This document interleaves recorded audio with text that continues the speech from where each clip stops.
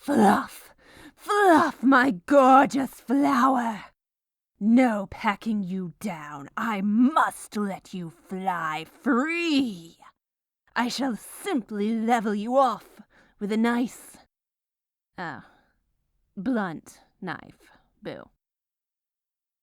Then it is time to whisk. Flour, baking powder, ginger, cinnamon, allspice, and salt. It comes together in a dry mixture. All the colors finally blending into one another. Next, the paddle. Yes, the paddle attachment on the stand mixer. With that, I beat the butter and brown sugar together until it is also fluffy and blended. Ha! Eggs, molasses, and water also join the bowl. And then they meet. The dry and the wet. Half of the dry at first. Wait for the blend. Then the rest of it joins their brethren to make a dough. Then I let you fall onto the board, ready to be kneaded. Oh, what a glorious sensation! Pushing my body weight onto you, then sprinkling flour down in case things get too sticky. I separate the dough and cover. And then into the refrigerator to sit overnight. It's such a devastatingly long parting, but I know it will all be worth it in the end. The seconds pass. They turn to hours until the morning comes when I can finally prepare the pieces to this delightful puzzle. I preheat the oven to an infernal degree and prepare my trusty cookie sheets. I roll out the dough to just the right thickness, dusting on more flour as I do so. I notice how soft you've become. While softness is a trait I cherish in many things, it is not so with you.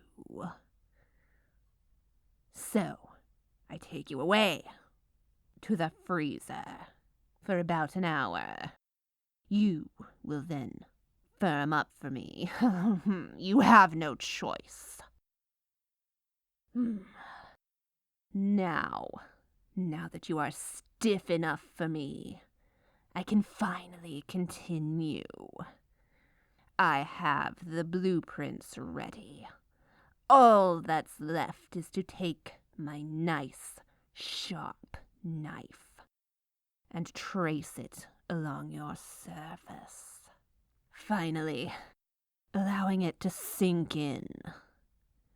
But not before I rub a little bit of flour on you, so my pattern pieces don't stick. As my weapon moves, and I transfer the pieces to the cookie sheets, I can see my plan coming together. I cut out the door and windows. No point waiting now. And now, into the fiery abyss to darken your edges, my dear. Then, halfway through, I reach into the abyss myself to rotate your sheet. I shall now exhume you from your internment in the oven. But it is not time for you to rest just yet. I return the pattern pieces to their places on you and trim off the excess. A delicious snack. And now you may find your temporary resting place on the cooling rack while I make the royal icing. Oh, how deliciously decadent a decorating agent it is. The beating begins again as we whisk the egg whites and powdered sugar into a smooth mix. Then we add more and more powdered sugar until it makes stiff peaks. I then cover this concoction while I prepare the pastry bag so I can control the icing how I may. This icing will act as a mortar for my now cooled confections. I must prepare a base of operations. A nice cookie sheet will work splendidly. I seal the edges of the pieces together and hold you nice and close together until you can stand on your own.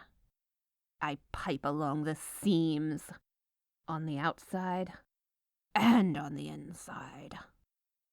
After that is all done and set, I must wait before I add the roof and chimney. There is much waiting to be done before a gingerbread house can be decorated. But that's all right.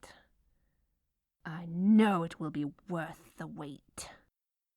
And when that waiting ends, I shall decorate you. The icing will help me attach all the wonderful candies I bought to adorn you the way you deserve. Let's begin with a pathway made of chocolate cookies, a promenade of fallen comrades, a trail that could take you to your wildest dreams or your most haunted nightmares. In this case, it leads to an adorable door made of chocolate. Peppermint sticks line the windows made of hard candy. Who knows what sorts of depravity lie within their glassy views? The roof is tiled with gumdrops. Hopefully, none will drop onto those below. Let's line the house with candy canes. Even more peppermint to overwhelm the senses. And finally, a dusting of powdered sugar for snow. It is a house in an unforgiving cold, is it not? I almost forgot. A house is not a home without someone to live in it. Here, a gingerbread person to stand outside in the frigid winter cold.